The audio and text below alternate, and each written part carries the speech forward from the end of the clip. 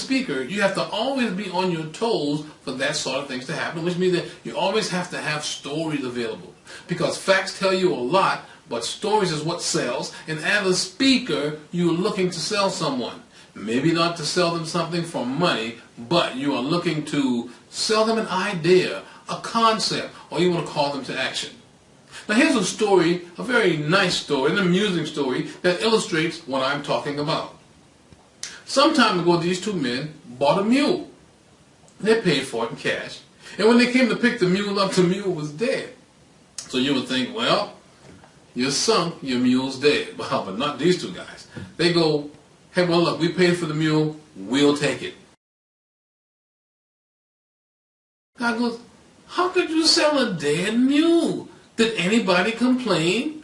He goes, yeah. The guy who won, he said, well, what'd you do? We gave him his $2 back. How frightened they are of online hankering, and they're going to write checks. They write the check, they put it in an envelope like this, and clip it to the mailbox on the front of their house. That's pretty obvious what it is, but if it wasn't obvious enough, Discover wanted to make their life easy. They put it on there that this is a bill and it has a check in it. If I get my hands on your check, I've never done this.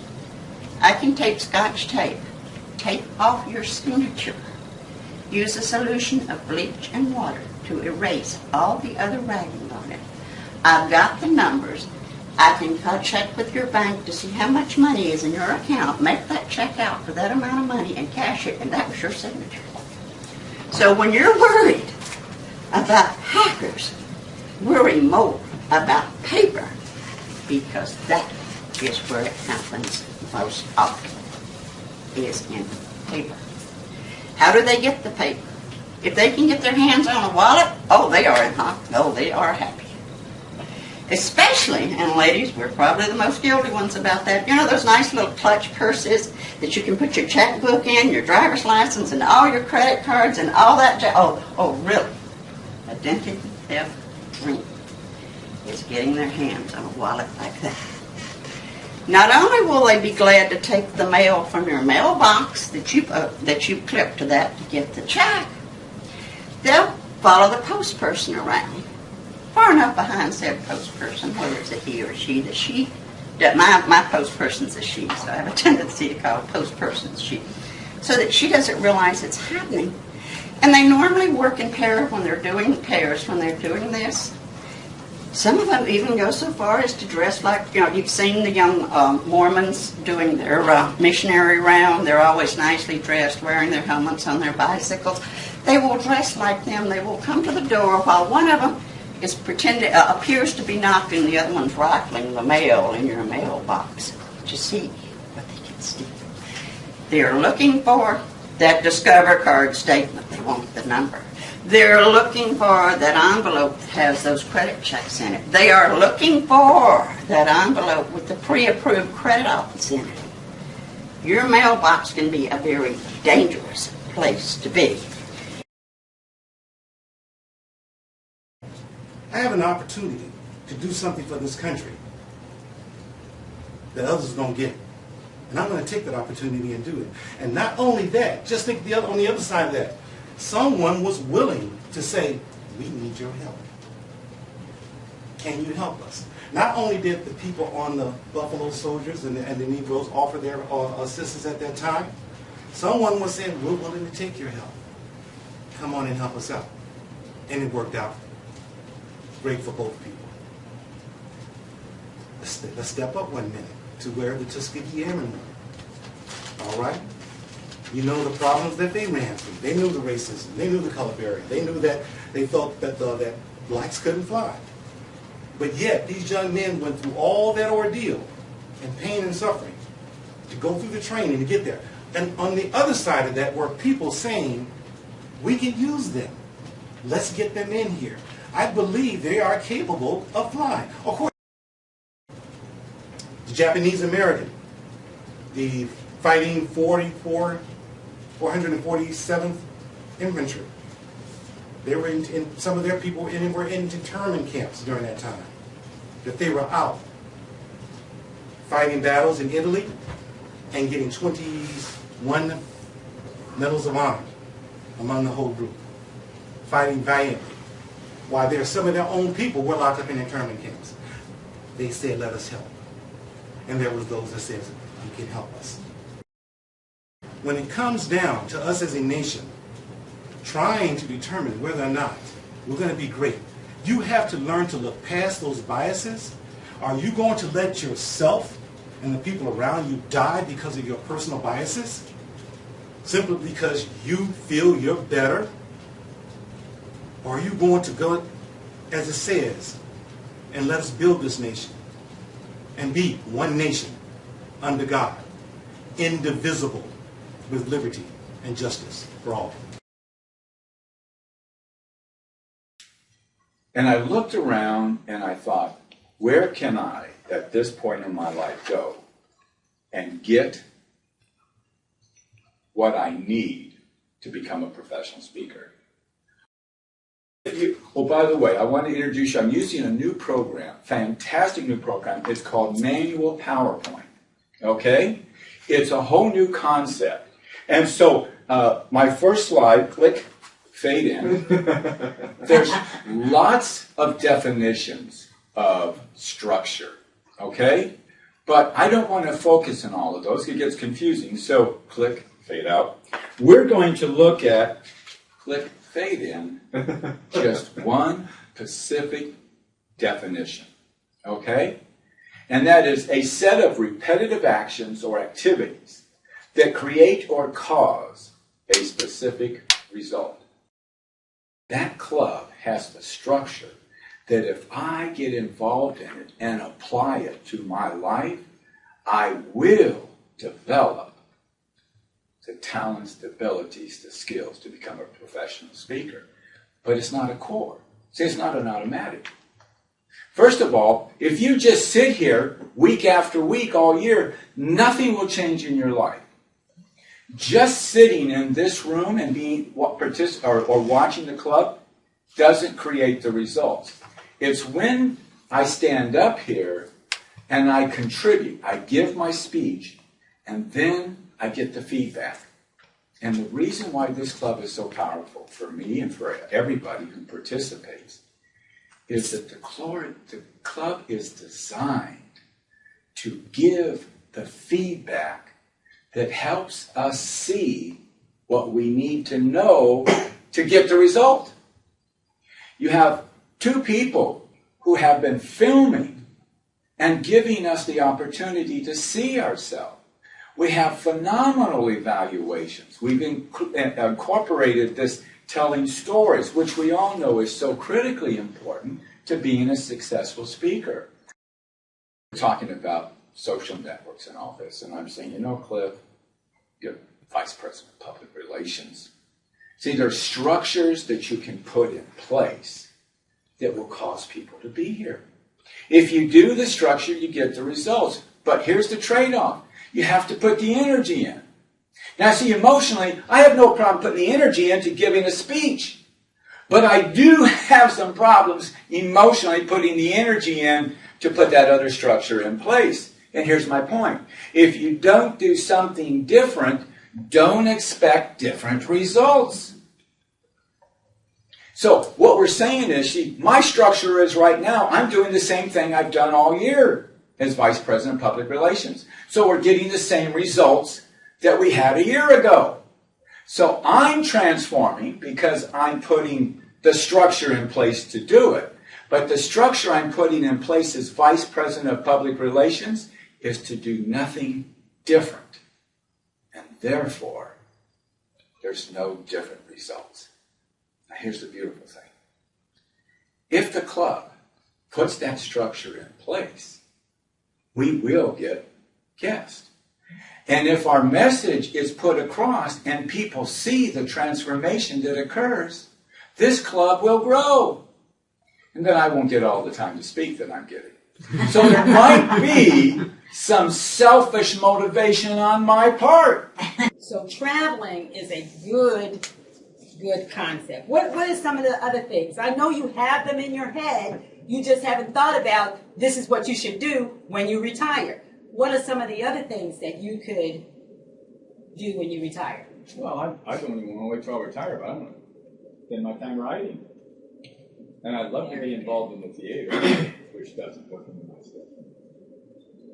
And volunteer in the theater. You want to work in the theater? Well, I wanted to ask, that's all. But writing is good. Writing is another thing that you can do when you retire. Maybe it's a part-time thing that you've been doing, writing and setting it aside, and writing some more and setting it aside.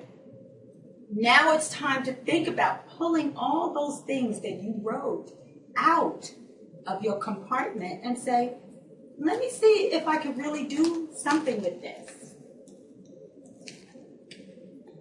Want to travel? Buy a motorhome.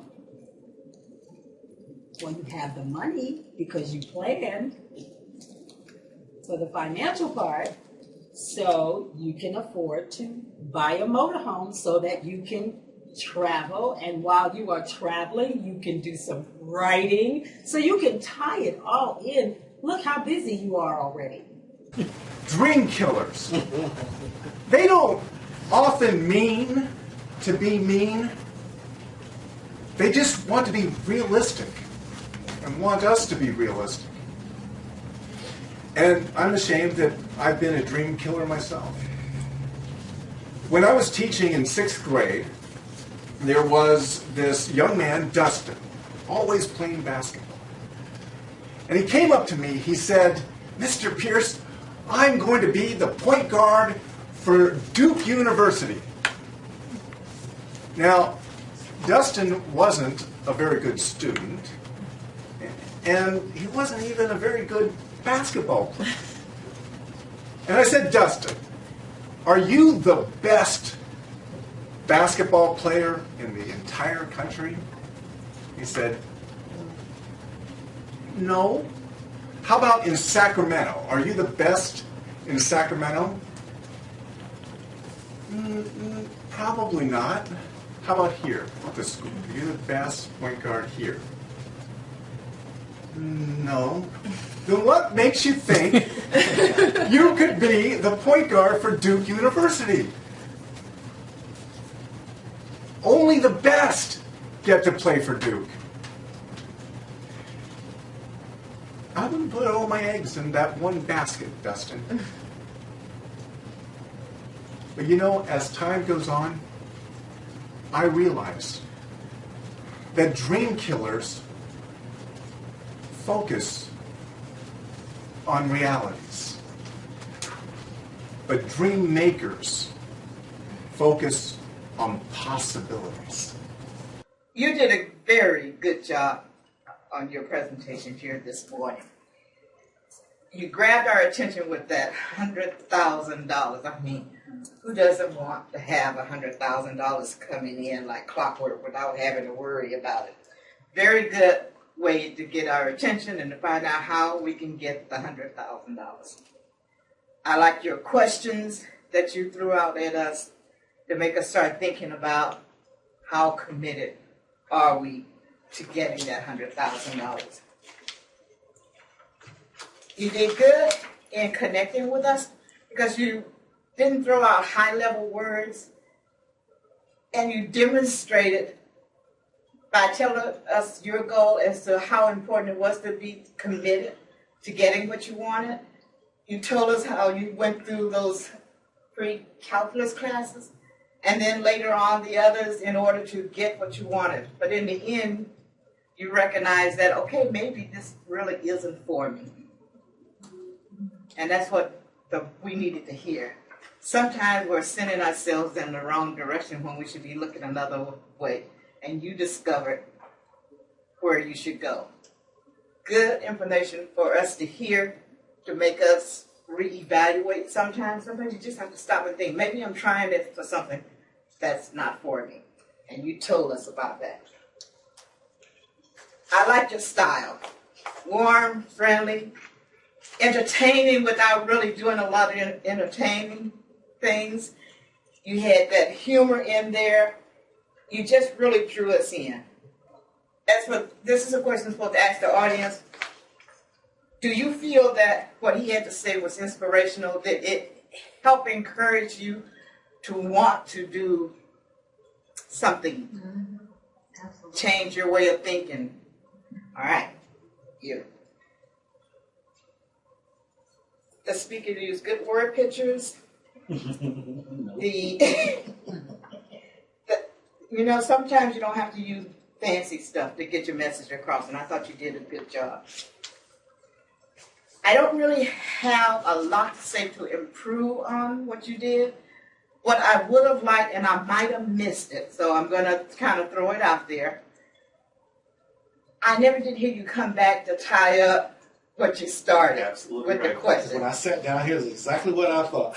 Okay. So So I I- had 5 minutes left, and I could have wrapped it up. Okay, I thought I missed it because I was trying to catch up with my notes that I hadn't been taking. As soon as So I didn't. I didn't think I had heard it, but that would be my suggestion, to come back and tell us about, okay, Yes. this is how you will make your $100,000. I love God has given you everything you need to achieve your dream. That was excellent. Hi there. Just got a bit of a tip for you. This is this week's video tip for speakers. Sometimes things just don't go the way that you want them to go. Sometimes you have to figure out a way to make lemonade on the lemons, because that's what happens sometimes. And as a speaker, you have to always be on your toes for that sort of things to happen, which means that you always have to have stories available. Because facts tell you a lot, but stories is what sells. And as a speaker, you're looking to sell someone. Maybe not to sell them something for money, but you are looking to sell them an idea, a concept, or you want to call them to action. Now here's a story, a very nice story, an amusing story that illustrates what I'm talking about. Some time ago, these two men bought a mule. They paid for it in cash. And when they came to pick the mule up, the mule was dead. So you would think, well, you're sunk, your mule's dead. Well, but not these two guys. They go, hey, well, look, we paid for the mule, we'll take it. So the seller said, well, what are you going to do with a dead mule? They go, don't you worry about it, we paid for it, it's our mule, let me have it. So they gave him the mule. These guys went. A few days later, came back, and the guy says to him, so what happened with the mule?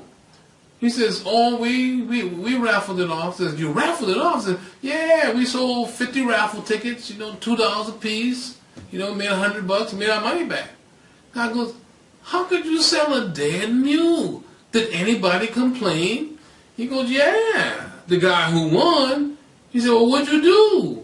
Well, we gave him his $2 back.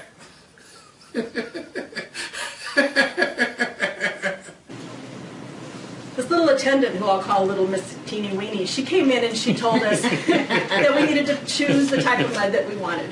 So she asked us what we wanted, and she described the different types. I chose the lavender mud because I wanted relaxation. My daughter chose the sea kelp mud because it had detoxifying properties, which led me to think, why does my daughter need to be detoxed?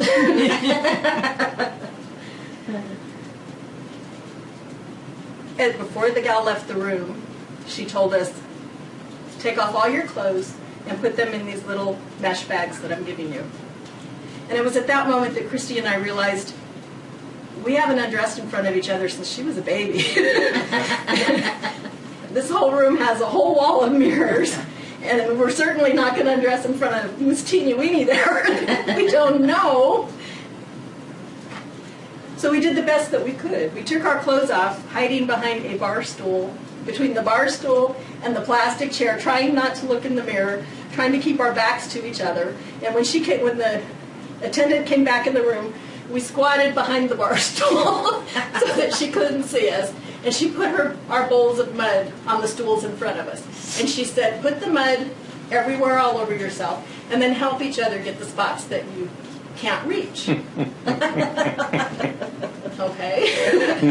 So she leaves, and Christy and I turn our backs to each other and start smearing on mud. Well, within a few seconds, Christy says, Mom, come here. So I back up. Okay, go ahead. Well, we lived in a tenement building. We were on the 3rd floor. And I was so excited now that I was going to get outside to go play. I dashed out the door and I ran down the first flight of stairs. And when I got to a certain point, I jumped off the stairs. And then I ran down the 2nd flight of stairs. And I got to the next point and I jumped down again. When I took this 3rd flight, I ran down. And instead of jumping, I was going to just run around the corner. And if you know anything about tenement buildings, the stairwell, at the end of the stairwell, there's a pole there that holds the banister. And the pole had a 4-pronged little design. Well, I went around and cut that corner and didn't quite cut it just right, and I ran my eye right into the point of this pole. Oh my God, the pain. This is the time we found out that it wasn't just the injury, it was that I was born with cataracts. But all through this time, from the time I was 7 to 13, and the many, many, many operations that I had one constant in my life, and that was my mom. Let me tell you a little bit about May. She was determined, fiery. She had tenacity. She was not going to take no for an answer. Now, the first time I met a dream maker was Mr. Tice. When I was in Boy Scouts, our troop participated in the Jamboree year after year after year, but we never won. But that wasn't always true. There was a time in which our troop had won the Jamboree 6 years in a row under a scoutmaster named Mr. Tice. He had long since retired. Well, one year, he asked if he could join his old troop, our troop, for one last Jamboree. He must have been 85 years old. He didn't do much. Maybe he showed us a few knots. But he believed that we could win. And we knew his reputation. So we believed we could win. And so we worked really hard to win. And guess what? We won! Mr. Tice was a dream maker. And the point is that dream makers don't have to do very much. All they have to do is help people see the possibilities. The business person is that you are conveying to someone what it is that you do. You are telling them what your business or your product or your service is. And sometimes, believe it or not, people want to help you.